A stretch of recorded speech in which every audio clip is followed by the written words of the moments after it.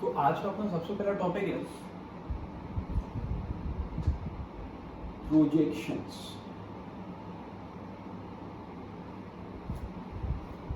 या प्रोजेक्शन कैसे करते हैं वेक्टर्स का, वो देखते हैं। Let us say we have two vectors, let PQ bar and PR bar be A bar and B bar, starting या फिर having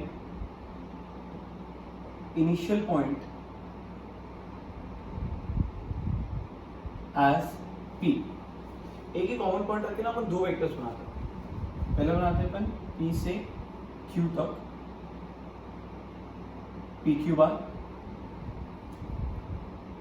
और एक दूसरा वेक्टर बनाते हैं जो P से जा रहा है लेकिन इसका नाम है R। ये वेक्टर हो गया PR बार और उसका डायरेक्शन। PQ को जो नाम है ना वो अपन ने A बार का नाम दिया हुआ है, और PR का जो नाम है वो अपन ने B बार का नाम दिया हुआ है। सो अपन ने दो वेक्टर्स बनाए हैं PQ and PR, starting with the initial point as P। अब अपन परपेंडिकुलर ड्रॉ करते हैं। Draw perpendicular from P to from R to PQ at M। तो यहां से अपन एक परपेंडिकुलर ड्रॉ करने वाले हैं, और ये परपेंडिकुलर का नाम है, नीचे आते आते M इन 90 डिग्री। अब let us assume let theta be the angle between PQ and PR। PQ और PR के बीच का जो एंगल है इसको मैं थीटा से डिनोट कर रहा हूं। सो कहीं ना कहीं ना हम लोग को एक राइट एंगल ट्राइंगल दिख रहा है इस फिगर में। सो अब ये राइट एंगल ट्राइंगल में इन ट्राइंगल PRM, कोई मेरे को बताएगा अगर अपने को cos थीटा फाइंड करना है तो कैसे फाइंड करना पड़ेगा cos theta? Adjacent upon hypotenuse PR। But क्योंकि यहाँ पे सबकी लेंथ के बारे में बात हो रही है तो शायद अपने को PR का लेंथ जो है वो B का मैग्नीट्यूड हो गया, क्योंकि PR का नाम B है और PR का लेंथ मतलब B वेक्टर का लेंथ, और B वेक्टर का लेंथ मतलब B वेक्टर का मैग्नीट्यूड। तो cos theta is equal to PM upon B vector का मैग्नीट्यूड। सो PM का यहाँ से फाइनली एक आंसर आएगा, PM is B cos theta. I hope यहाँ तक समझा। सो कैसा है ये जो PM है ना, इस PM का एक्चुअल नाम है, this PM is called as from P to M is called as projection। और एक इसका प्रोजेक्शन है, PR का प्रोजेक्शन PQ पर है। सो PM का नाम मैं ऐसा लिखूं, projection of PQ of PR on PQ, या फिर in other words we can also write this as projection of B bar on A bar, जिसका फाइनल वैल्यू, ये सब सेम ही है, ये तीनों PM का मतलब ये और इसका मतलब ये, तो इसका फाइनल वैल्यू आ रहा है B cos theta, B cos theta. अब इसमें ना थोड़े से चेंजेस कर देंगे, मल्टीप्लाई डिवाइड बाय A बार कर देंगे, मैग्नीट्यूड ऑफ A बार आता है। इसी में अगर मैं multiply divide by magnitude of A बार करूंगा तो ये कैसा दिखेगा? वो जो पहले से है वो तो ये रहा, और अब मैं इसमें A बार से मल्टीप्लाई डिवाइड करूँ। सो अगर आप लास्ट लेक्चर का याद करो तो ऐसा आपने पहले भी कहीं पे देखा होगा, mod A mod B cos theta. ये बार ये शायद ना फॉर्मूला है A बार डॉट B बार का। तो यहाँ से एक फाइनल वैल्यू मिलेगी अपने को A bar dot B bar upon magnitude of A bar. This is simply the formula for projection of B bar on A bar। v बार का प्रोजेक्शन a बार के ऊपर, इस वेक्टर का इस बड़े वाले वेक्टर पे प्रोजेक्शन अगर आप देखेंगे तो ऐसा एक फॉर्मूला मिलेगा a bar dot b bar upon magnitude of a बार। इसको ना आप सिंपली ऐसे भी याद रख सकते हो, ऑन a बार मतलब b का a पे प्रोजेक्शन, तो a कहाँ पर होगा, नीचे की तरफ होगा, तभी तो ऊपर से प्रोजेक्शन जाएगा उस पर। तो अगर a नीचे की तरफ है तो नीचे वाले का ही मैग्नीट्यूड आएगा। ऑन a बार मतलब a नीचे था, तो जो नीचे है उसका ही मैग्नीट्यूड नीचे लिखेंगे, और ऊपर ये दोनों वेक्टर्स का डॉट। इसी फॉर्मूले को आप ऐसा भी लिख सकते हो, b dot a upon magnitude of a, क्योंकि डॉट प्रोडक्ट में अगर आप इंटरचेंज भी करोगे तो कुछ फर्क नहीं पड़ने वाला है। ये तो वो 6 कमरे हैं ना, इनका जो आंसर है वो 6 कमरों से फाइंड करते हैं, वो आप इस तरीके से मल्टीप्लाई करो या इस तरीके से मल्टीप्लाई करो, आंसर तो सेम ही रहने वाला है। आई होप यहाँ तक समझ में आया। अब मेरे को बताओ, ये कहीं पे देखा है आप लोगों ने ऐसा वेक्टर अपॉन इट्स मैग्नीट्यूड, इसको dance very good unit vector बोलते शायद इसको। तो पता है इसमें आंसर क्या है, a कैप डॉट b बार, और इसको भी आप ऐसे लिख सकते हो b बार डॉट b कैप, कुछ फर्क नहीं पड़ने वाला। बेसिकली ना मेरे को आपको ये पढ़ाने वाला कि ये जो फॉर्मूला है ये अपने को बहुत काम आने वाला है आगे तक प्रोजेक्शन में। आई होप प्रोजेक्शन वाला कंसेप्ट समझ में आया। इसमें डाउट है क्या? अगर रहेगा भी तो कोई ऑप्शन नहीं आपके पास में, आप इसी को रिवाइंड करके देखो, आपको समझ में आएगा। मेरे को एक दो फॉर्मूले बता दो। अगर मैं आपको बोलूँ what is projection of u on v, तो अभी ये वाले केस में आंसर फॉर्मूला बनेगा u dot v upon on v, मतलब v नीचे है तो यहाँ पे शायद नीचे वाले का ही मैग्नीट्यूड, इसको आप कैप भी कर देंगे। अगर सिमिलरली मैं आपसे बोलूँ projection of A B on C D चाहिए, तो अब आप क्या लिखेंगे, A B bar dot C D bar upon magnitude of C D bar. I hope projection वाला पार्ट समझ में आया आप लोग को। चला के जाते हैं।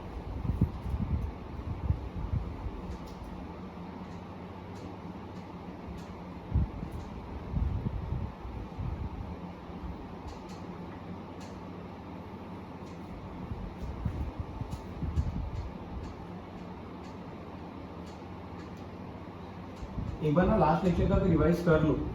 अगर आज का लेक्चर समझना है ना तो लास्ट लेक्चर का रिवाइज कर लो। ऐसे कुछ नए टॉपिक्स हैं तो थोड़ी प्रॉब्लम होगी, उससे अच्छा कि आप ये वाला वीडियो पॉज करके लास्ट लेक्चर का स्टार्टिंग इंट्रोडक्शन वाला जो पार्ट है ना वो वाला पहले देख के आओ, उसके बाद में ये वाला वीडियो आपको अच्छे से समझ में आएगा।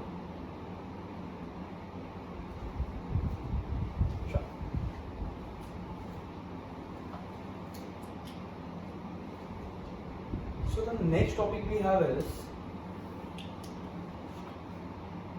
वेक्टर के लिए मेरे को बताओ कौन कौन सी दो क्वांटिटी मैटर करती है।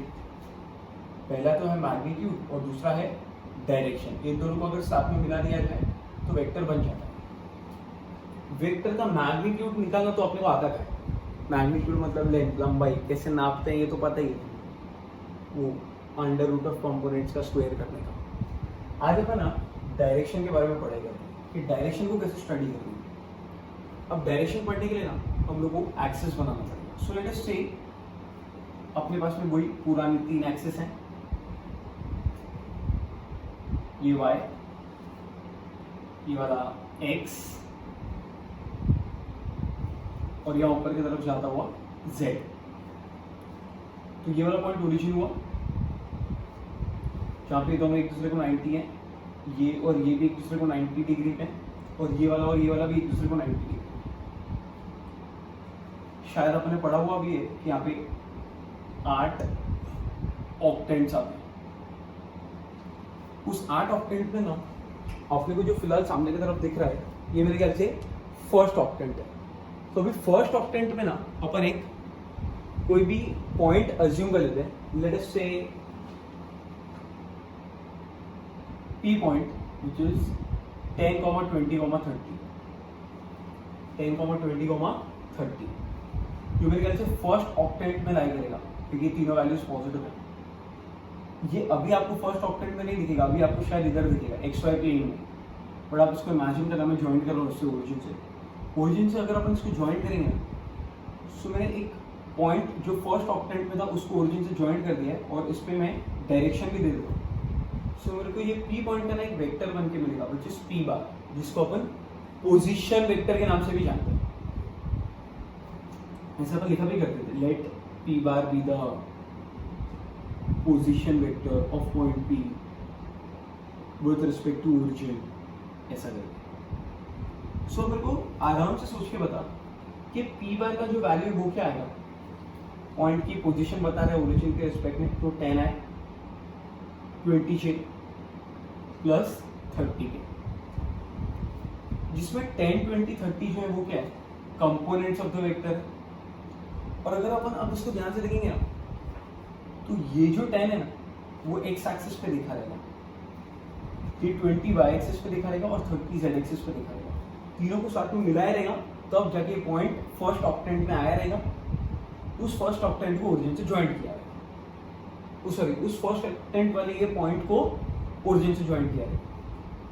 वापस बोल देता हूँ मैं, ये पॉइंट जो आपको अभी फर्स्ट ऑक्टेंट में दिख रहा है उसके लिए 10 एक्स एक्सिस पे दिखा था, 20 वाई पे और 30 जेड एक्सिस पे दिखा था।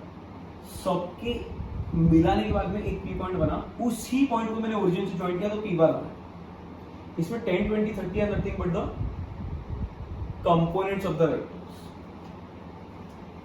अब ये x पे तो आपको नहीं दिखा पाऊंगा मैं, तो y पे आपको बता के दिखाता हूँ कि यहाँ पे अगर ये 20 है ना, सो इसी वेक्टर का ना प्रोजेक्शन जो है ना वही है ये 20। सो इस वेक्टर का projection on y axis is 20। I hope थोड़ा समझ में आया। सिमिलरली तो मैं यहाँ पे बोलूँगी ऐसा कि जो 20 है, this 20 is nothing but projection of p bar on y axis. तो 30 के लिए बता ना, 30 क्या आएगा, projection of p bar on z axis. And 10 क्या रहेगा, देखो यहाँ पे नहीं है इमेजिन करके दिखाना, बट आपको रख के देखना पड़ेगा। अगर आप ऐसा हवे में एक पेन इमेजिन करोगे ना, आपको इसकी शैडो दिखेगी सब जगह जाते हुए। अभी यहाँ पे नहीं होएगा, आप खुद से इमेजिन करके देखो, आपको सब प्रैक्टिकली दिखेंगे। और 10 क्या है, projection of p bar on z axis. और अच्छे से समझना है ना तो आप इसको 2D फिगर में देख सकते हो। देखो x axis, y axis, p 10, 20 इसको ओरिजिन से ज्वाइंट किया। सो ये जो है 10 वो शायद x एक्सिस पे दिखता है और ये जो 20 है y एक्सिस पे दिखता है। तो अभी तो इसका प्रोजेक्शन इधर, इसका प्रोजेक्शन इधर। आई होप इसमें थोड़ा इमेजिन करके यहाँ पे इम्प्लीमेंट करने का ट्राई करना, तो थोड़ा समझ में आने लगेगा। तो अब कैसा है ना कि अपने पास में यहाँ पे एक वेक्टर आया है जिसके अगर अपन p बार के कंपोनेंट निकाले, जिसका वैल्यू है 10 है 20 जो है 30 के, इसके कंपोनेंट्स क्या क्या हैं ऐसा अपन लिखते नहीं है, बट अभी मैं आपको लिख के दिखा रहा हूँ। 10, 20 and 30 are the components of vector p। ये तीनों value component of vector p bar है।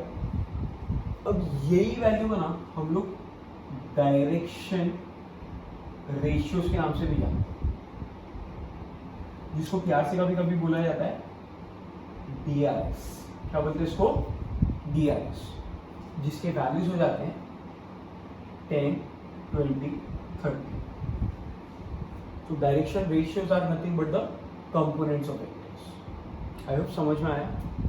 यहाँ पे लिख देते हैं कि direction ratios are nothing but components of vectors. ये एक्चुअली में क्या करते हैं पता है, देखो ये वेक्टर का ना डायरेक्शन बताने के लिए काम आते हैं। जैसा अपन आज स्टार्ट किए टॉपिक के वेक्टर के डायरेक्शन में इंटरेस्ट है, तो डायरेक्शन रेशियोज क्या करते हैं, वेक्टर का डायरेक्शन बताते हैं। अब डायरेक्शन रेशियो के बारे में और दूसरी खास बात क्या पता है कि direction ratios can be reduced, और ज्यादा करेंगे अपन ये, जैसे जैसे टॉपिक आगे जाएगा तो थोड़ा थोड़ा समझ में आने लगेगा। और नहीं समझा ना कहीं पे भी तो रिवाइंड करके देख लेना। डायरेक्शन रेशियोज का मतलब होता है कंपोनेंट्स ऑफ वेक्टर, और direction ratios can be reduced. अभी कैन बी रिड्यूस्ड का मतलब जैसे अभी आपको ये दिख रहा है 10, 20, 30, अब पूरे को डिवाइड बाय 10 कर दो। तो जब आप इसको डिवाइड बाय 10 करोगे तो मेरे ख्याल से नया जो आंसर आएगा आपको 1, 2, 3 आएगा। सो ये नहीं लेके मैं छोटे वैल्यूज भी ले सकता हूँ। रिड्यूस करने का खाली ये फायदा है कि वैल्यू थोड़े छोटे हो जाते हैं, और ये वैल्यूज आज सम्स करेंगे जिसके कैलकुलेशंस में लगेंगे, तो बड़े वैल्यू से कैलकुलेशंस करना या छोटे वैल्यू से कैलकुलेशंस करना इजी है, ये आपको अच्छे से पता है। तो आई होप डायरेक्शन रेशियोज का मतलब होता है जो कंपोनेंट्स ऑफ अ वेक्टर से मिलते हैं, और डायरेक्शन रेशियोज को हम लोग रिड्यूस भी कर सकते हैं। रिड्यूस मतलब जैसे मैंने वो वाली वैल्यूज को डिवाइड बाय 10 कर दिया था ऐसा। और थर्ड इंपॉर्टेंट पॉइंट वो है कि डायरेक्शन रेशियोज जो है ना, इनको हम लोग ब्रैकेट में नहीं लिखते। अब जनरली मैंने तो ये पढ़ा है कि इसको ब्रैकेट्स में नहीं लिखते। ब्रैकेट में नहीं लिखते मतलब ऐसा नहीं करते 10 20 30 या 1 2 3, ऐसा लिखने से ये कोऑर्डिनेट्स बन जाएंगे। सो अपन इसको ब्रैकेट में लिखने वाले नहीं है, ये विदाउट ब्रैकेट ऐसे ही सेपरेटेड बाय कॉमा पड़े रहते हैं बस। आई होप इतना समझ में आया कि डायरेक्शन रेशियो को हम लोग रिड्यूस भी कर सकते हैं। क्यों रिड्यूस कर सकते हैं, इसका काम किस तरीके से होएगा, ये इसके नेक्स्ट टॉपिक में देखेंगे। फिलहाल के लिए इतना याद रखना कि डायरेक्शन रेशियो को हम लोग DRS बोलते हैं। क्या बोलते हैं? DRS। और इनको हम लोग बोलते हैं कंपोनेंट ऑफ अ वेक्टर, यही बन जाते हैं DRS, जिसमें हर एक का इंडिविजुअल नाम भी बताया मैंने, projection of this on axis, projection of this on axis. पूरा अच्छे से पढ़ ले, पॉज करके देख के रुक के पढ़ ले, फिर आगे जा।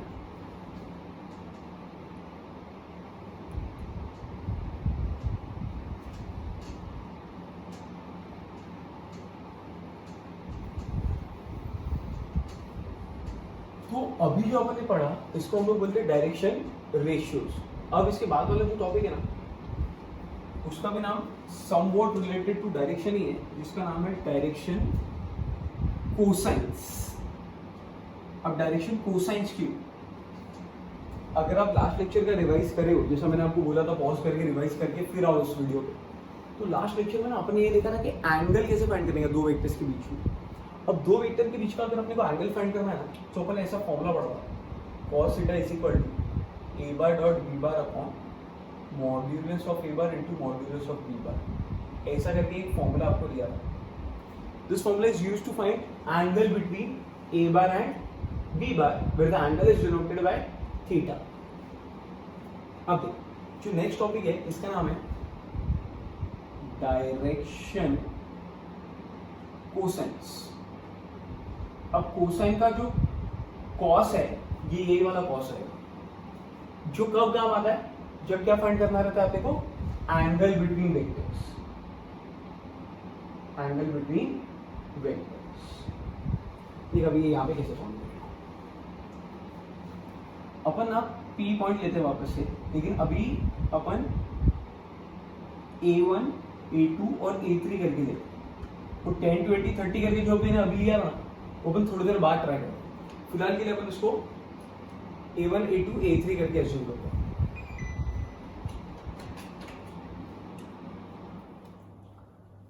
अब कैसा है, फिर से अपन इसको प्लॉट करने का ट्राई करते हैं। X axis sorry y x z,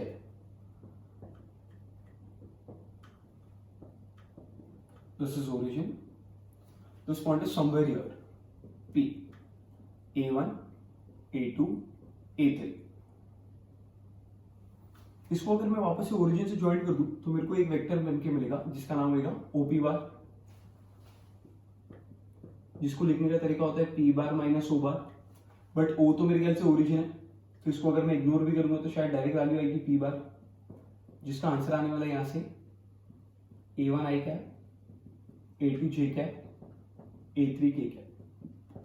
तो फाइनली अपने पास में P बार या रादर OP बार, जो भी आपको बोलना है, उसका एक वैल्यू OP लिख के करते हैं। चलो सो OP का अपने पास में एक वैल्यू आ गया है A1 I A2 J A3 K। अब मैग्नीट्यूड ऑफ OP बार अगर अपने को फाइंड करना है तो which is under root of A1 का स्क्वायर, A2 का स्क्वायर, A3 का स्क्वायर, कंपोनेंट्स का स्क्वायर होगा। तो यहां पे अपने OP भी फाइंड कर लिया है और OP का मैग्नीट्यूड भी फाइंड कर लिया है। अब करना क्या है, डायरेक्शन कोसाइंस। कोसाइंस का मतलब कॉस, और कॉस तो तब काम आता है जब एंगल ढूंढना रहता है। सो अभी यहाँ पे किस किस के बीच में एंगल ढूंढना है, एक तो वो है जो OP बार जो आपको विजिबली दिख रहा है, और दूसरा एक और वेक्टर लगेगा ना एंगल ढूंढने के लिए, तो दो वेक्टर लगते हैं। जैसे उसमें ए और बी है तो इधर भी दो वेक्टर तो लगेंगे, तो अपने को तो एक ही दिख रहा है ओपी। सो अपन एक और वेक्टर अज्यूम कर लेते हैं जो शायद आपको पता रहेगा, तीनों एक्सिस के साथ में होते हैं अपने अपने वेक्टर्स। तो तीनों एक्सिस के साथ में जैसे y के साथ में चुपचाप एक वेक्टर चलता है जिसका नाम है जे कैप, x के साथ में एक और वेक्टर चलता है जिसका नाम है आई कैप, और z के साथ एक वेक्टर चलता है जिसका नाम है के कैप। सो अब अपन OP और y के बीच का एंगल फाइंड करेंगे, या फिर मैं ऐसा भी बोल सकता हूं OP और j कैप के बीच का एंगल फाइंड करेंगे। बिकॉज देख फर्स्ट लेक्चर में पढ़ा था vectors are free in space. So अगर मैं इन दोनों के बीच का एंगल देखूं, इन दोनों के बीच का एंगल, लेट अस से इन दोनों के बीच के एंगल को मैं बीटा से डिनोट करता हूं, तो OP एंड Y के बीच का एंगल बीटा हुआ। Similarly can I say that OP and J के बीच का एंगल भी बीटा ही रहेगा, because vectors are free in space. ये उठेगा, मैग्नीट्यूड डायरेक्शन कुछ भी चेंज नहीं करते हुए इधर आके बैठ जाएगा, तो ऐसा लगेगा दो वेक्टर्स आ गए OP bar and J cap, और दोनों के बीच में एंगल बीटा है। Using that formula we can find it, करके भी देखेंगे। सिमिलरली OP का ना जैसा Y के साथ में बीटा एंगल है, ऐसे ही OP का X के साथ में जो एंगल बनेगा ना, this angle is denoted by alpha, और OP का Y के साथ जो एंगल बनेगा ना, this angle is denoted by gamma. थोड़ा अच्छे से देख लो, OP X के साथ में अल्फा का एंगल बना रहा है यहां से यहां तक, OP Y के साथ में बीटा, और OP Z के साथ में गामा। इसको आप अदर वे राउंड भी लिख सकते हैं, मैंने बोला आपको। What is alpha beta gamma? Angles made by vector OP with X, Y and Z axis, या फिर with I cap, J cap, K cap respectively. सो ये तीनों ने एंगल बनाया है। ये सेंटेंस आप अच्छे से समझ लो, समझ जाएगा इजी चीज है। और अपन अब ये एंगल फाइंड करना चालू करते हैं। सो मेरे ख्याल से इजीली समझने के लिए अपन बीटा पे फोकस करते हैं, जो आप अच्छे से कनेक्ट भी कर पाओगे। सो कॉस बीटा स्टार्ट कैसे होगा? कॉस बीटा किस किस के बीच का एंगल है? बीटा y या rather j and OP. So can I say that OP bar dot j cap upon magnitude of OP into magnitude of j cap. देखिए ये फॉर्मूला है, जब A और B था तो A डॉट B था, अब OP और J है तो OP डॉट J आएगा, और नीचे इनके मैग्नीट्यूड्स। अब डॉट प्रोडक्ट कैसे फाइंड करते हैं? 6 कमरा करेंगे और नीचे मैग्नीट्यूड जाएंगे दोनों के। OP के वैल्यूज क्या क्या है? ये रहे OP के वैल्यू, A1, A2, A3। और J कैप के वैल्यूज क्या है? J तो आप जानते ही हो, J कैप का शायद 0, 1, 0 है, because J cap can be written as what? 0 I cap, 1 J cap plus 0 K cap. OP का मैग्नीट्यूड मतलब ये वाला value, under root of A1 square plus A2 square plus A3 square into J cap का magnitude. अभी cap मतलब unit vector, और unit vector का magnitude तो 1 होगा ना यार, तो इनटू 1। सो फाइनली अगर आप ऊपर ध्यान से देखोगे ना, तो आपके पास में ऐसा कुछ बच रहा है, A2 upon under root of, ये गया 0, ये गया 0, ये गया 1, A1 square plus A2 square plus A3 square. ये आ गया आपका कॉस बीटा का वैल्यू। अगर ध्यान से देखिएगा ना, तो कॉस बीटा का आंसर आया है बीटा, क्योंकि y एक्सिस के साथ लिया, मतलब j के कंपोनेंट के अलाउंग था, तो आपको A2 मिला है। सिमिलरली अगर आप ट्राई करके मेरे को बताओगे, तो कॉस अल्फा और कॉस गामा, ये वाले वैल्यूज में आप खुद से भी निकाल सकते हैं, और आपको निकालना ही है, जहां तक मेरे को हेल्प कर दो। अल्फा देखो किसके साथ में? x के साथ है और x के साथ मतलब i के साथ, तो फॉर्मूले में क्या आ जाएगा ऊपर a1 upon under root of a1 square plus a2 square plus a3 square, और सिमिलरली यहाँ पे आएगा a3 upon under root of a1 square plus a2 square plus a3 square. तो शायद अपने पास में 3 कोसाइंस मिले हैं, cos alpha, cos beta, cos gamma. ये एक्चुअली पहले पढ़ाना था बट आप इमेजिन नहीं कर पाते, इसके लिए मैंने बीटा वाला इमेजिन करके दिया आपको। सो अपने पास में कॉस अल्फा है, कॉस बीटा है और कॉस गामा है। अब कैसा है कि ये तीनों वैल्यूज का ना डिनोमिनेटर अगर आप देखोगे ध्यान से तो सेम है। नहीं, मैं ऐड करने नहीं बोल रहा, डिनोमिनेटर सेम है, तो रादर मैं बोल रहा हूँ कि अगर अपने स्क्वायरिंग किया ना तो ये रूट हटने लग जाएगा, और उसके बाद में ऐड करने का बेनिफिट क्या है पता है, रूट हटेगा लेकिन ऊपर तो स्क्वायर आ जाएगा ना, तो a2 का स्क्वायर बन जाएगा। इसमें भी अगर आप स्क्वायरिंग करोगे तो नीचे रूट हट जाएगा लेकिन ऊपर a1 का स्क्वायर आ जाएगा, और यहाँ पे भी अगर आप स्क्वायरिंग करेंगे तो नीचे से रूट हट जाएगा लेकिन ऊपर a3 का स्क्वायर आ जाएगा। सो वो वाले केस में आप डायरेक्टली अगर सबको स्क्वायर करके ऐड करोगे ना तो cos square alpha plus cos square beta plus cos square gamma का वैल्यू 1 मिलेगा। बहुत ज्यादा इंपॉर्टेंट रिलेशन है जो बहुत सारे सम्स में हमको काम आने वाले हैं। आई होप यहाँ तक समझ में आया है, जिसमें अल्फा बीटा गामा का मतलब आपको समझ में आया है कि अल्फा बीटा गामा एंगल्स हैं। इनका मतलब समझ में आया कि इन तीनों को ही बोलते हैं डायरेक्शन कोसाइंस, जिनको कभी कभी प्यार से DCS बोला जाता है। जैसे थोड़ी देर पहले हमने पढ़ा था DRS, जिसका मतलब था डायरेक्शन रेशियोज, वैसे ही DCS का मतलब होता है डायरेक्शन कोसाइंस। ये दोनों एक दूसरे से रिलेटेड है। अभी तक दोनों अलग अलग पढ़ा है मैंने आपको, अब एक एग्जांपल लेंगे जिसमें दोनों को मिक्स करेंगे। इसको आराम से अच्छे से पढ़ लो। एक लास्ट बात है कि इसमें ना कई बार डायरेक्शन कोसाइंस को LMN से डिनोट करते हैं। कॉस अल्फा वाले को L, बीटा वाले को M और गामा वाले को N। X वाले को L, M, N से डिनोट करते हैं। तो ये रिलेशन में ना एक और रिलेशन बन जाता है, L square plus M square plus N square is 1।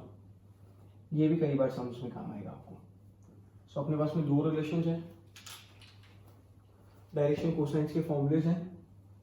अब ये फॉर्मूले में भी चेंजेस है, देख थोड़े थोड़े चेंजेस है, माइन्यूट से चेंजेस है, जो आप ऑब्जर्व करोगे तो आपको भी मिलेगा। इसका ना अभी तक अपने जो आंसर लिखा है वो पॉजिटिव आंसर लिखा हुआ है, बट ये पॉजिटिव एंड नेगेटिव दोनों आ सकता है। पॉजिटिव तब तक रहेगा जब तक ये एंगल एक्यूट है। अगर ये एंगल ऑब्ट्यूस हो जाएगा, मतलब y के साथ में अगर ये ऑब्ट्यूस एंगल बनाएगा, इमेजिन करके देखो, ऑब्ट्यूस एंगल बनाने के लिए ना जो अपने अभी ये फर्स्ट ऑक्टेंट में लिया हुआ है ना, इसको आपको पीछे के साइड ले जाना पड़ेगा, वो साइड, मतलब 3rd या 4th या 7th या 8th ऑक्टेंट में अगर ये लाइन ड्रॉ करके देखोगे ना तो y के साथ में आपको बड़ा एंगल दिखेगा इस तरफ, अगर आप ये इमेजिन कर लोगे तो ऑब्ट्यूस एंगल होने की वजह से, ऑब्ट्यूस एंगल मतलब मोर देन 90, और मोर देन 90 तो कॉस नेगेटिव ही आएगा ना। अरे मोर देन 90 मतलब सेकंड क्वाड्रेंट टाइप हो जाता है, वहां तो कोसाइन वैसे भी नेगेटिव होता है। इमेजिन करके देखना, आपको आने लगेगा ये सब। थोड़ा रिवाइंड करके देखो, पॉज करके देखो, समझ के देखो, स्पीड स्लो करके देखो, बट इसको समझने का ट्राई करो। चलो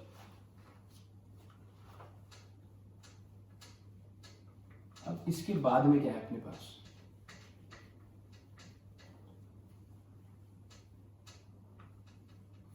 इसके बाद ना अपन वही पुराना वाला एग्जांपल उठा के लाते हैं जो पहले पढ़ा था अपन ने। क्या था वो एग्जांपल, एक पॉइंट लिया था अपन ने 10, 20, 30, जो शायद फर्स्ट ऑक्टेंट में आ रहा था।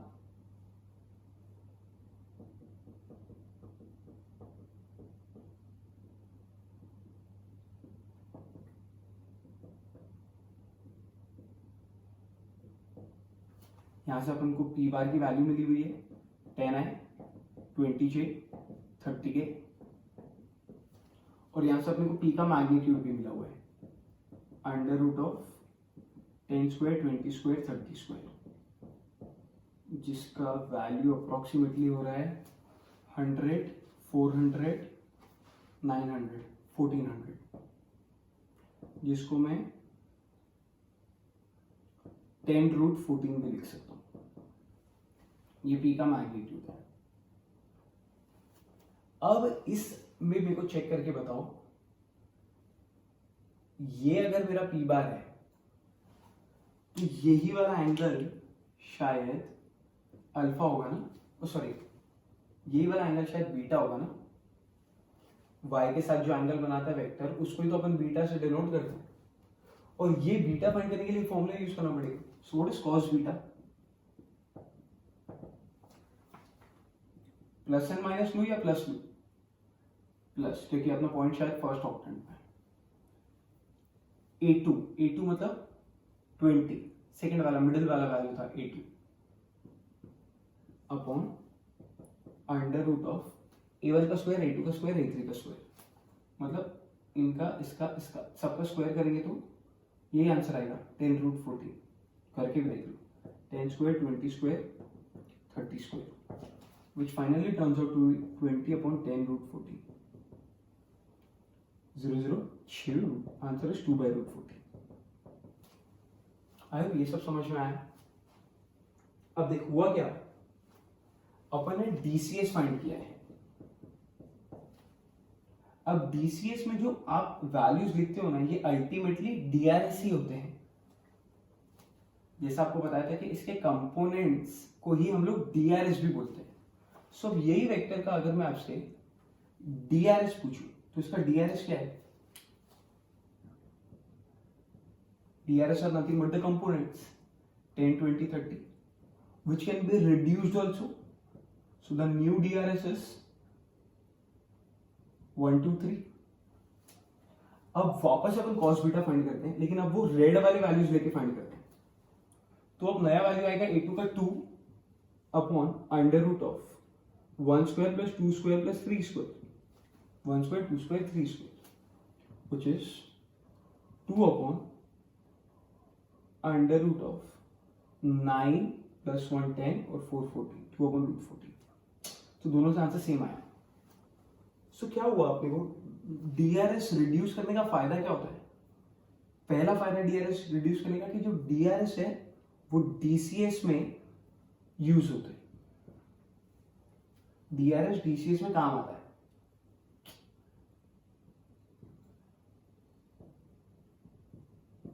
पर DRS या जैसे DRS DCS में काम आता है, DCS किसके लिए काम आता है? DCS वेक्टर को डायरेक्शन देने में काम आता है, या वेक्टर को, सॉरी गलत बोला मैंने, डायरेक्शन देने में काम नहीं आता, वेक्टर का डायरेक्शन बताने में काम आता है। अपने ये वेक्टर का डायरेक्शन बता रहा है। सो आई होप समझ में आया कि DRS को रिड्यूस कैसे करते हैं। और देखिए डायग्राम में भी दिखेगा आपको। सपोज ये 10, 20, 30 है, जो बहुत बड़ा वेक्टर है। अब ये वेक्टर एंगल बीटा बनाए, या इसका एक छोटा सा वर्जन, बहुत छोटा वर्जन जो यहां से यहां तक होगा, इतना सही, ये वाला एंगल बीटा बनाए। एंगल तो सेम ही बनने वाला है। आप बड़े वेक्टर से देखो या छोटे वेक्टर से देखो, उसमें एंगल में कुछ फर्क नहीं पड़ेगा। अरे कोई भी इमेज तो जूम करके देखेगा, जूम करके देखते हो, बहुत सारी चीजें देखते हैं अपन जूम करके, अपने इंटरेस्ट की तो बहुत देखते हैं। जब तो जूम करके कोई चीज देखता है तो वो पर्टिकुलर जोन में देखो वो चीज बड़ी दिखती है, बट एक्चुअल फिगर में कोई चेंजेस नहीं आता। एक्चुअल फिगर तो जैसा है वैसा का वैसा ही रहता है। सो ये भी जब आप इसको जूम करोगे तो ये बड़ा होकर ऐसा दिख रहा है, कंप्रेस करेगा छोटा करके वैसा दिख रहा है। इससे एंगल में चेंजेस नहीं आने वाले हैं, सिर्फ इससे अपना कैलकुलेशन कम हो जाता है। आई होप थोड़ा समझ में आया है। सो अभी आपको DRS समझ में आया, DCS समझ में आया, उसके कंपोनेंट समझ में आए, यहाँ तो कोई भी डाउट नहीं, मैं अज्यूम कर रहा हूँ। अब इसके आगे ना एक बहुत ज्यादा इंपॉर्टेंट फॉर्मूला है। वो फॉर्मूला में कुछ ऐसा है, वेक्टर, ये सब लिख लेना आप आराम से। वेक्टर के लिए कौन कौन सी दो क्वांटिटी मैटर करती है? Magnitude multiplied by direction. So कैसा है ना कि अगर मैं बोलूं कि मेरे को ए बार ढूंढना है, सो ए बार फाइंड करने के लिए मेरे को मैग्नीट्यूड ऑफ ए बार लगेगा। और अब क्योंकि अपने को पता है कि डायरेक्शन फाइंड करने के लिए शायद आप लोग DCS यूज करते हैं, सो आपको डायरेक्शन के लिए cos alpha I cap, cos beta J cap and cos gamma k cap. सबसे आप ये फॉर्मूला यूज करोगे टू फाइंड एनी वेक्टर। तो जब भी आपको सम आए कि वेक्टर ढूंढना है, डिपेंड करता है कैसा डेटा है, लेकिन अगर आपको ऐसा सम आया कि वेक्टर ढूंढना है तो आपका बेसिक इंटरेस्ट यही होना चाहिए, मुझे मैग्नीट्यूड और डायरेक्शन में इंटरेस्ट है, और मैग्नीट्यूड और डायरेक्शन सुनते ही अपने को ये वाला फॉर्मूला स्ट्राइक होना चाहिए, this is used to find vector. I hope यहां तक भी समझा है, इसमें कोई डाउट नहीं है आप लोग को। अब कुछ इंपॉर्टेंट पॉइंट्स अपन डिस्कस करते हैं इसके बाद में। चलो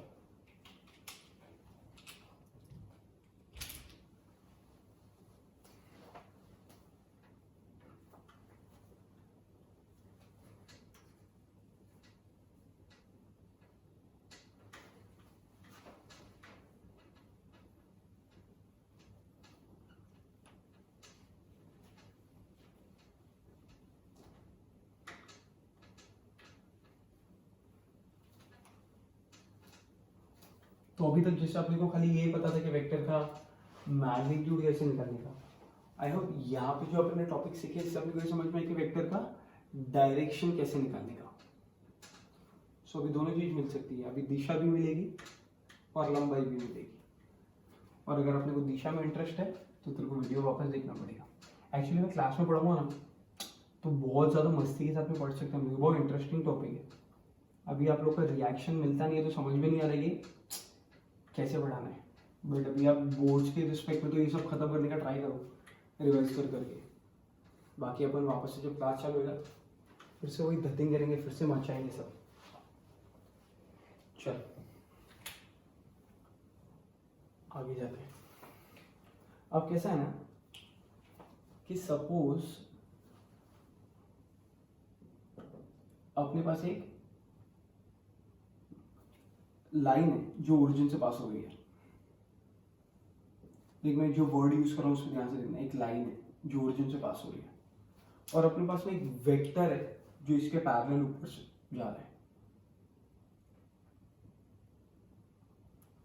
सो पता है जैसा मैंने आपको बताया था वो तो ये था कि वेक्टर और वाई एक्सिस के बीच का जो एंगल होगा उसको बीटा बोलेंगे, वेक्टर और एक्स के बीच के एंगल को अल्फा ऐसा उठ के आएगा, और वेक्टर और जेड के बीच का जो एंगल है वो गामा आएगा।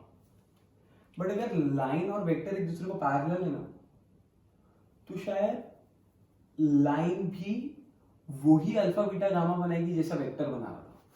तो जितने भी फॉर्मूलेज अपने पढ़े हैं वो सिर्फ वेक्टर्स के लिए एप्लीकेबल नहीं है, वो स्पेस में एक लाइन के लिए भी एप्लीकेबल है। जैसे देखो इस डायग्राम में दिखेगा कि ये वेक्टर z एक्सिस के साथ जो एंगल बना रहा है इसको हम लोग गामा बोलते हैं। सेम लाइन z एक्सिस के साथ एंगल बना रहा है इसको भी तो गामा बोल सकते हो। इसको स्कूल में तो ये आता भी था, इसको करस्पॉन्डिंग एंगल्स बोलते थे शायद हम लोग। अगर आप याद करने का ट्राई करो तो समझेगा आपको कि, और ये क्लियरली आपके टेक्स्ट बुक में भी दिया हुआ है, जाके ना टेक्स्ट बुक रीड करना, वहाँ पे क्लियरली नोट करके एक अलग से पॉइंट दिया हुआ है जैसे डीसीएस का टॉपिक खत्म होता है तो आपको समझेगा कि क्या मैं बोलना चाह रहा हूँ कि लाइन और वेक्टर्स सेम एंगल बनाने वाले हैं अगर वो दोनों एक दूसरे को पैरेलल हैं तो। नेक्स्ट इज डायरेक्शन कोसाइंस या डायरेक्शन रेशियोज ऑफ एक्सिस देखते हैं।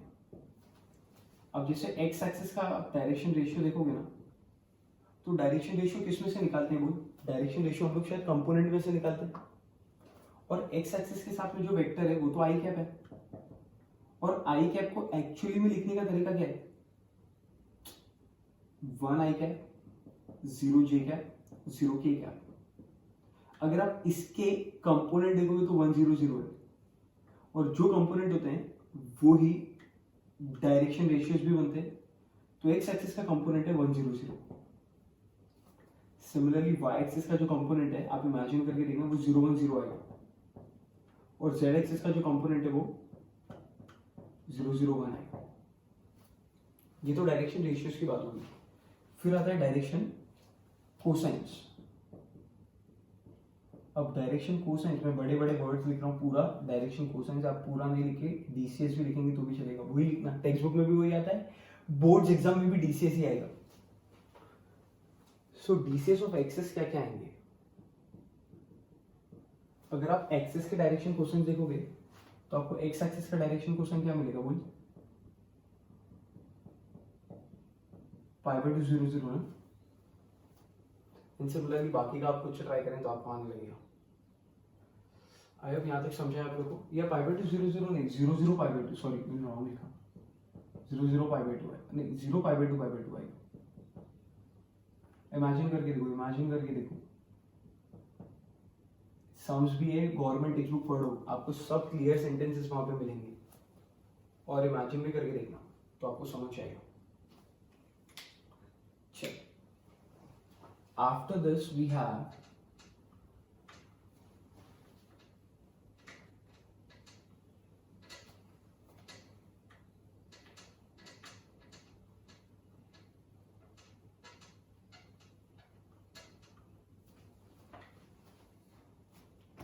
एक बहुत ज्यादा इंपॉर्टेंट पॉइंट है जो छूट गया मुझसे, वो वाला मैं आपको पढ़ाता हूँ। वो ऐसा ना कि DRS sorry BCS can be treated या फिर can be used as DRS। BCS को आप DRS बना के यूज कर सकते हो, but DRS cannot be used as DCS। DCS को DRS बना के यूज कर सकते हैं, लेकिन DRS को DCS नहीं बना सकते। मैं आपको हिंट देता हूं, आप खुद से ट्राई करना सोचने का। कॉस के रेंज अगर आपको पता रहेगी -1 to 1, ये रेंज से आपको आंसर मिल जाएगा कि क्यों उल्टा नहीं कर सकते हम।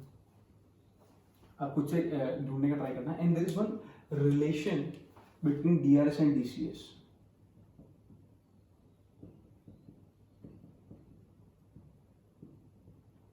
आपको टेक्स्ट बुक पढ़नी पड़ेगी और वापस से आपको रिवीजन लेक्चर्स रहेंगे, तभी आपको ये सब बता दिया जाएगा कि किस तरीके से काम करता है। अब यहाँ पे ना ऐसा एक रेशियो है, A/L is equal to B/M is equal to C/N का जो रेशियो वो लैम्बडा है, जिसमें ABC जो है वो DRS है और DCS जो है वो LMN है, और इन दोनों के बीच में एक रिलेशन है। वो रिलेशन कुछ इस टाइप से है, A/L is equal to B/N is equal to C/N is equal to lambda, where lambda is any constant value. इसमें भी है, इसमें लैम्बडा अलग अलग तरीके से रोल प्ले करता है।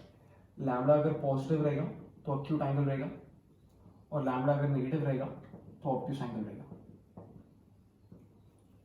इसको और ज्यादा अच्छे से समझने के लिए ना सॉल्व एग्जांपल 11th वाला पढ़ना।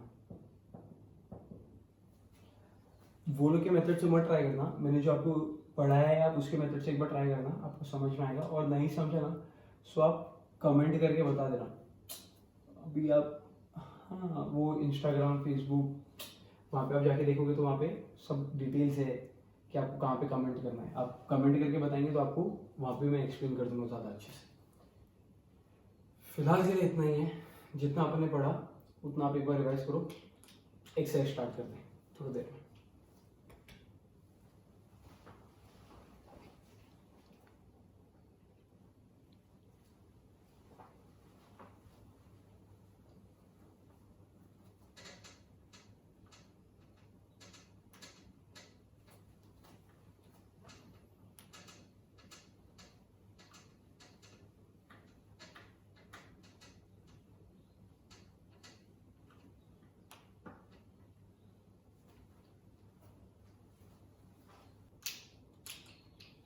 तो चल जितना पढ़ा था उतना फटाफट रिवाइज करते हैं, फिर एक्सरसाइज करते हैं। सबसे पहले आज अपने स्टार्ट किया था प्रोजेक्शन से। Projection of A bar on B bar. On B बार का मतलब हो गया A.B upon magnitude of B। Projection के बाद में अपने सेकेंड टॉपिक डिस्कस किया वॉज डायरेक्शन। डायरेक्शन के लिए सबसे पहले अपने को लगता है DRS। DRS का मतलब होता है डायरेक्शन रेशियोज। अभी डायरेक्शन रेशियोज निकालते कैसे हैं, कंपोनेंट होता है ना, जिसको आप रिड्यूस भी कर सकते हो। ब्रैकेट यूज नहीं करते अपन, DRS के बाद में आता है DCS। DCS 3 टाइप के होते हैं, cos alpha, cos beta, cos gamma. Cos alpha का जो फॉर्मूला था वो ऐसा है, plus and minus A1 upon under root of A1 square, A2 square, A3 square, जिसमें A1, A2, A3 are nothing but DRS, जिसके लिए एक वेक्टर अपन अज्यूम कर लेते हैं कि अगर P बार एक वेक्टर है, A1 I cap, A2 J cap and A3 K cap. Cos alpha, cos beta, cos gamma को कभी कभी एलिमेंट से भी डिनोट किया जाता है। इन तीनों के बीच में रिलेशन भी है कि जब जब आप इनका स्क्वायर करके ऐड करेंगे आपको हर बार वैल्यू 1 मिलेगी।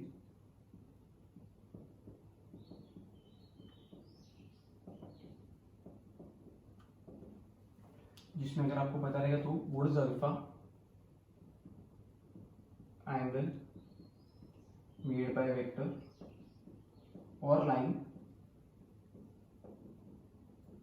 With x axis. Similarly beta और गामा भी आप जानते हैं। इसके अलावा ये भी था, what is A1, A2, A3। This A1 is called as projection on of P bar on x axis। इतना ही पढ़ा है आज अपन ने। अगर ऊपर ऊपर से देखेंगे तो इसके अलावा कुछ और नहीं पढ़ा। और एक चीज पढ़ी अपन ने, रिलेशन। क्या था वो relation between DCS and DRS, ABC element का जो रेशियो वो लैम्बडा है, जिसमें ऊपर जो लिखे ABC वो है DRS, नीचे लिखे वो DCS। इतना आज अपन ने किया था। Let us start with exercise 5.3 जो अपना चालू था। 10th वाले सम से स्टार्ट करते हैं। 10th वाले सम आपने को दिया है, if a vector has direction angles 45 and 60, if a vector has direction angle 45 degree and 60 degree, find the third angle।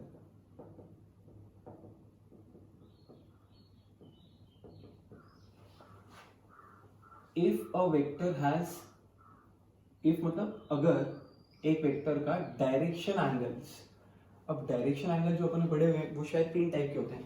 कौन कौन से 3 टाइप के होते हैं डायरेक्शन एंगल्स? एक होता है अल्फा, एक होता है बीटा और एक होता है गामा। 3 टाइप के डायरेक्शन एंगल्स होते हैं, जिसमें से आपको 2 दिए हुए और आपको थर्ड वाला ढूंढना है। सो हम लोग को डिनोशंस नहीं है तो अपन खुद से डिनोट कर लेते हैं। Let alpha be 45, beta be 60, gamma third अपने को पता नहीं है। अभी 2 एंगल दिया और थर्ड वाला ढूंढना है, तो इन सब में से मेरे को लगता है कि ऐसा एक फॉर्मूला उठा के लाना पड़ेगा जो तीनों को कनेक्ट करता हो। तो तीनों को कनेक्ट करने वाला अल्फा बीटा गामा का ये जो फॉर्मूला है ये इंडिविजुअल है, अकेले अकेले। ये मेरे ख्याल से एक ऐसा फॉर्मूला है जो शायद तीनों को एक साथ लेके बैठा है। तो वही फॉर्मूला लेके आते हैं अपन। क्या है वो फॉर्मूला?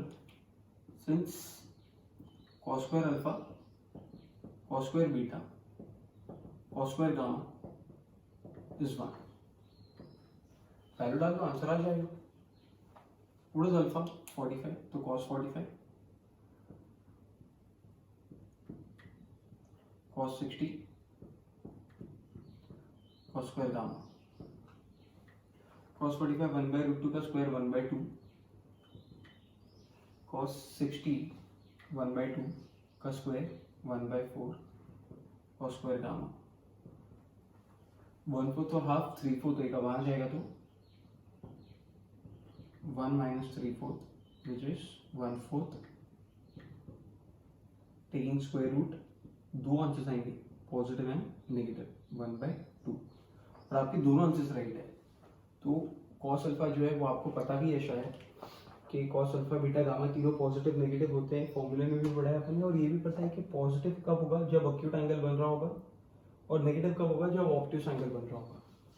तो शायद आपको समझ में आया रहेगा। और भी आप चाहो ना तो ये सबको और ज़्यादा डिस्कस कर सकते हो। जैसे देखो cos अल्फा का यहाँ पे, सॉरी cos गामा का यहाँ पे वैल्यू आएगा हाफ, या तो cos गामा का वैल्यू आएगा -1/2। तो हाफ कब आएगा, जब अक्यूट एंगल बनेगा। और अक्यूट एंगल कितना बनेगा, ये तो बहुत इजी वैल्यू टेबल से मिल जाती है, 60 डिग्री बन रहा है। और ये कब बनेगा, ये ऑब्ट्यूस एंगल बनेगा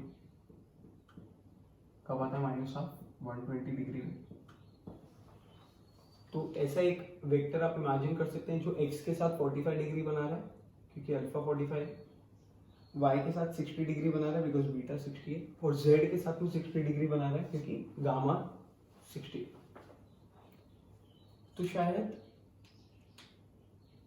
45 60 60 मतलब ये वेक्टर या तो फर्स्ट ऑक्टेंट में, या फिर जब ये ऐसा रहेगा तो मेरे ख्याल से z के साथ नेगेटिव बना रहा है। तो x और y के साथ तो अभी भी ऑब्ट्यूस ही बना रहा है, लेकिन z के साथ नेगेटिव बनाने के लिए उसको नीचे की तरफ जाना पड़ेगा, तभी तो z के साथ में ऑब्ट्यूस एंगल बनाएगा क्योंकि z नीचे की तरफ जा रहा होता है। तो आप इमेजिन करके देखें, आपको आने लगेगा शायद ये सब, ट्राई करके देखना। या तो ये फर्स्ट ऑक्टेंट में है और या तो ये फिफ्थ वाले ऑक्टेंट में है। चेक करके देखो, इमेजिन करके देखो, समझेगा। नेक्स्ट सम देखो, 11th वाला। Now the 11th some is, मैं क्वेश्चन लिखता हूँ, आप पढ़ना फिर एक्सप्लेन करना। If a line makes angle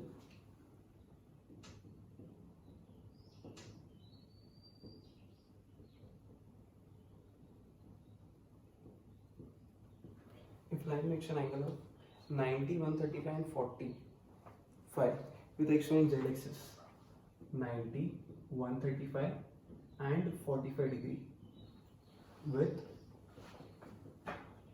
x, y and z axis respectively, find DCS।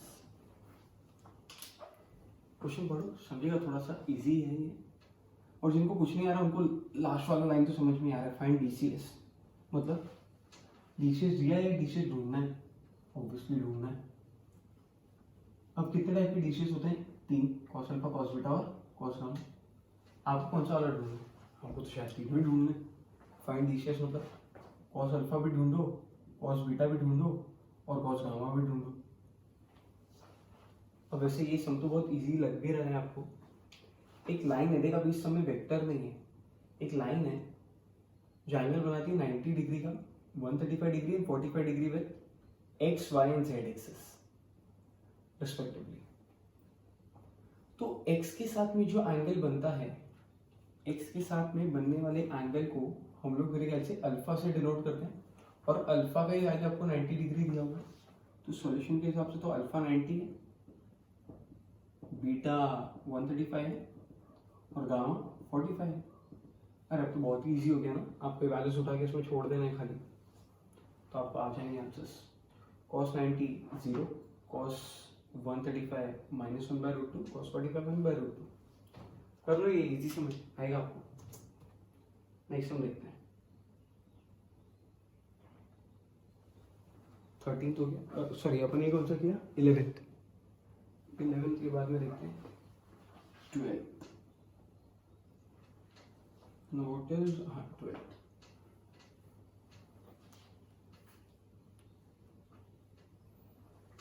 क्या दिया 12th वाला को देखते हैं।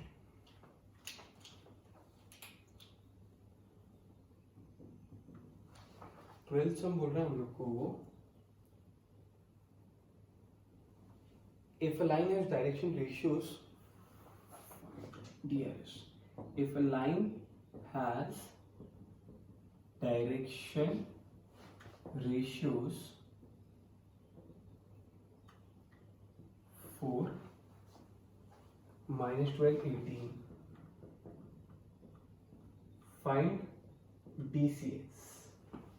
सो आपको क्या क्या दिया होगा, इफ लाइन मतलब अगर लाइन का डायरेक्शन रेशियोज मतलब DRS ये है, सो आप उनको DCS बताओ क्या होगा। फिर से आपको DCS ढूंढना है, मतलब फिर से आपको cos alpha, cos beta, cos gamma ढूंढना है।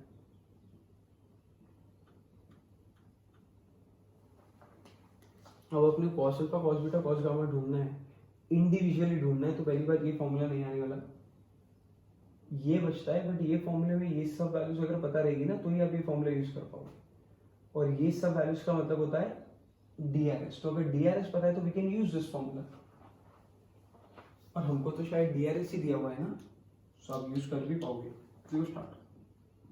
DRS आपको दिया है 4 - 12 18। जैसा आप सब जानते हैं DRS को तो हम लोग रिड्यूस्ड भी कर सकते हैं, कैन बी रिड्यूस्ड, तो कर लो रिड्यूस, थोड़े छोटे नंबर आ जाएंगे। सो नया DRS क्या आएगा जब मैं इसको डिवाइड बाय 2 कर दूंगा, 2 - 6 9। आपको रीजन भी नहीं लिखना है कि आपने डिवाइड बाय 2 किया, बस ये अपने आप अज्यूम्ड है, हो जाएगा। सो अब ये जो है वो A1 हो गया, ये वाला A2 हो गया, और ये वाला A3 हो गया। तो अब आप मेरे ख्याल से cos अल्फा ढूंढ सकते हैं, plus and minus A1 upon under root of A1 square plus A2 square plus A3 square. एक में कर देता हूँ आपके लिए, तो answer will be plus and minus 2 upon under root of, तीनों का स्क्वायर करेंगे अपन, तो 4 36 and 81 which turns out to be 42, तो plus and minus 2 upon under root of 121 which is plus and minus 2 upon 11। ये तो cos अल्फा है बेटा, जो मैंने आपको फाइंड करके दिया। अब खुद से कौन सा दो फाइंड करेंगे, cos beta and cos gamma. एकदम हलवा सम चल रहा है, एकदम हलवा, मतलब आपको प्रैक्टिस भी करने की जरूरत है। मैं तो अगर आपको ये रिकमेंड करूंगा कि ये सारी सम्स करने से अच्छा आप सॉल्व एग्जांपल देखिए, वो बहुत ज़्यादा इंटरेस्टिंग, बहुत ज़्यादा अच्छे बनाए हुए गवर्नमेंट टेक्स्ट बुक नए वाले में, तो आप वो वाले प्रेफर करें और वो सारे ट्राई करें, वो ज़्यादा इंटरेस्टिंग है समझने के लिए। अब एक थोड़ा बड़ा सम आने वाला है, और अभी सम क्या है देख।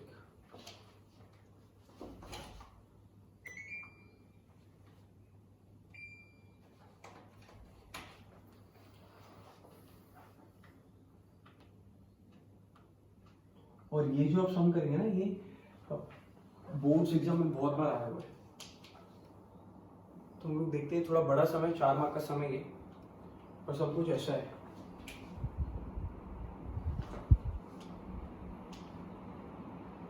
Find the angle between the lines whose BCS LMN satisfy the equations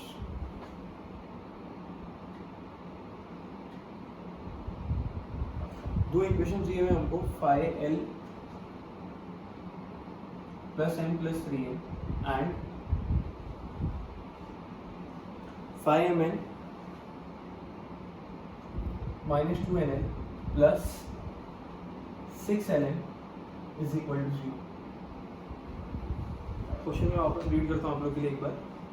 find the angle, मतलब एंगल ढूंढना है। अब एंगल ढूंढना है तो शायद यही से हमको ट्राई करना चाहिए कि एंगल ढूंढने के लिए हमारे पास सिर्फ और सिर्फ एक ही फॉर्मूला है, जो है cos थीटा का।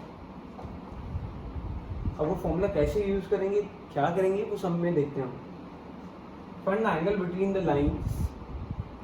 अब जो फॉर्मूला है वो फॉर्मूला है एंगल बिटवीन वेक्टर्स का, और यहाँ पे एंगल बिटवीन लाइन्स।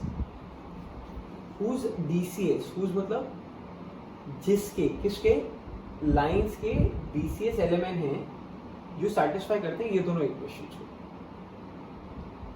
अब इसमें करना कैसे होता है, ये तो हम लोग सब जन जानते हैं कि LMN ये DCS होता है, और यहाँ पे दो लाइन्स हैं, तभी तो उनके बीच में एंगल बन रहा होगा, और दोनों लाइन्स की DCS इनमें छुपे हुए।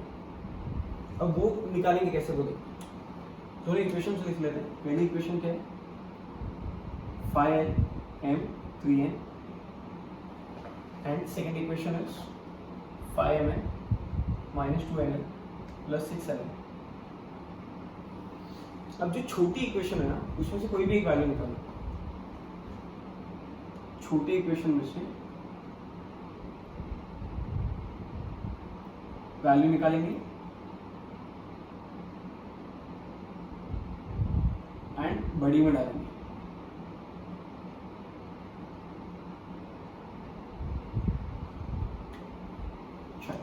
यहां से किसका वैल्यू इजीली मिल रहा है, आई गेस m का वैल्यू इजीली मिल रहा है। व्हाट इज m का value, -3n -5n,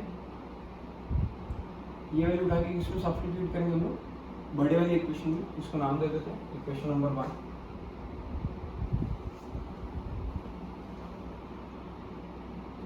substitute m in 1, उठा के इसमें डाल दे तो m का वैल्यू डालेंगे 5 -3n -5n into n, -2nn same रहेगा, प्लस 6l भी सेम रहेगा और n की जगह भी आ जाएगा। अब देखो मैंने ऐसा क्यों करा है, बिकॉज अब जो यहाँ पे मेरे को इक्वेशन मिलने वाली है वो सिर्फ l और n के टर्म्स में मिलने वाली है। अब m गया तो अब यहाँ पे दो ही वेरिएबल्स है, मल्टीप्लाई करते हैं, ब्रैकेट ओपन करके सिंप्लीफाई करते हैं।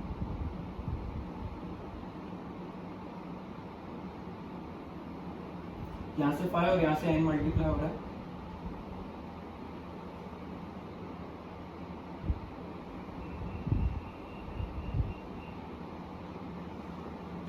अगर आप देखेंगे तो सबसे पहले सबसे बड़ा टर्म आएगा जो कि ये है -15n²। n स्क्वायर के बाद में मिडल टर्म nl वाला लिख लेते हैं, ये तीनों मिला के एक मिडल टर्म बन रहा है, -20 -45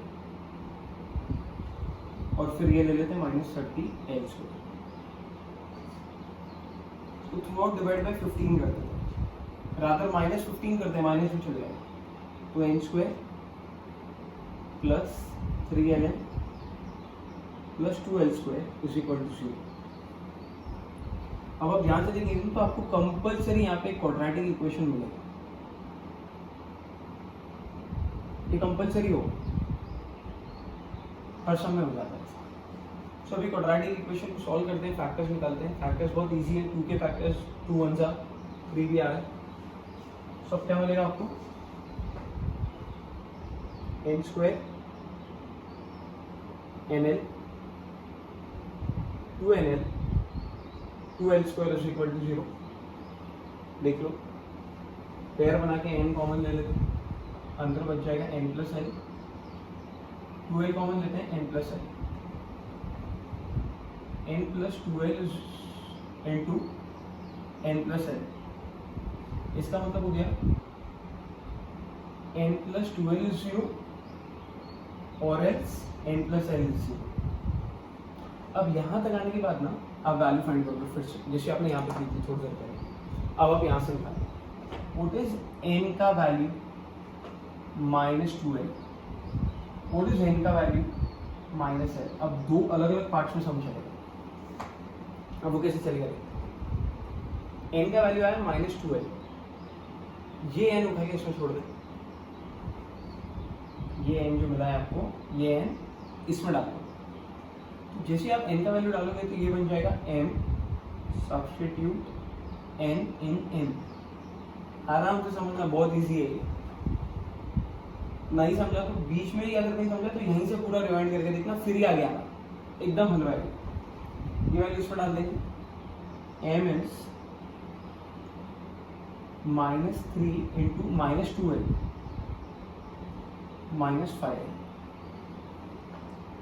प्लस 6 हो रहा है, 6 - 5 1l आ रहा है।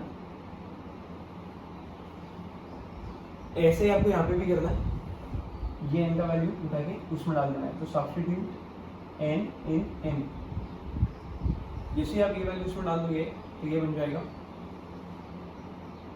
m इज इक्वल टू -3 और n के जगह पे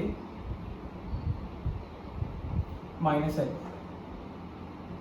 -5l, तो m का वैल्यू आएगा 3l - 5l -2l। अब कैसा है ना, अब आपको इससे कोई लेना देना नहीं, अब आपका आंसर ये है। अब इन दोनों में कॉमन वैल्यू कौन सी है, जो कॉमन वैल्यू है वो फाइंड करके इक्वेट करेंगे। मैं लिख के भी देता हूँ आपको, common value find and equate.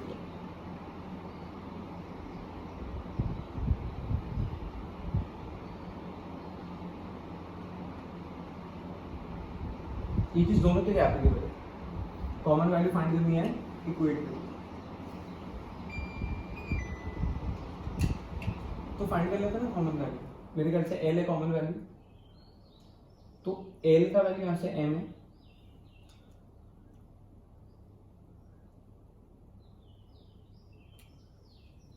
तो L is equal to M जैसे यहाँ पे, और यहां से एल का वैल्यू क्या आ रहा है, एन अपॉन -2, तो वही मैं आगे प्रोसीड कर देता हूँ, एन अपॉन -2 वापस से देखते हैं। और मैंने क्यों ऐसा लिखा है पता है, क्योंकि मुझे कंपलसरी वो ऑर्डर भी मेंटेन करके रखना है, एल एम एन वाला, compulsory maintain the order last में। कौन सा ऑर्डर, एल एम एन का, आपका आंसर यही ऑर्डर में चलना चाहिए, एल एम एन के। तो मैंने एल पहले लिखा, फिर एम लिखा, और लास्ट में मैं एन लिखूंगा जो मेरे को यहां से मिला था, एल का वैल्यू एन अपॉन -2, वो ये रहा, L equal to N upon -2। और अब कुछ भी नहीं है तो नीचे शायद 1 है। सो हमारे पास में कुछ वैल्यूज आती हुई दिख रही है आपको, और ये वैल्यूज इस तरीके से 1 1 -2, ये तीनों की तीन आपकी DRS है। सिमिलरली आप इधर भी ऐसा ही करेंगे, common value find and equate, दोनों में कॉमन एल है, दोनों में से एल निकाल लो। यहां से एल का वैल्यू आ रहा है m अपॉन -2,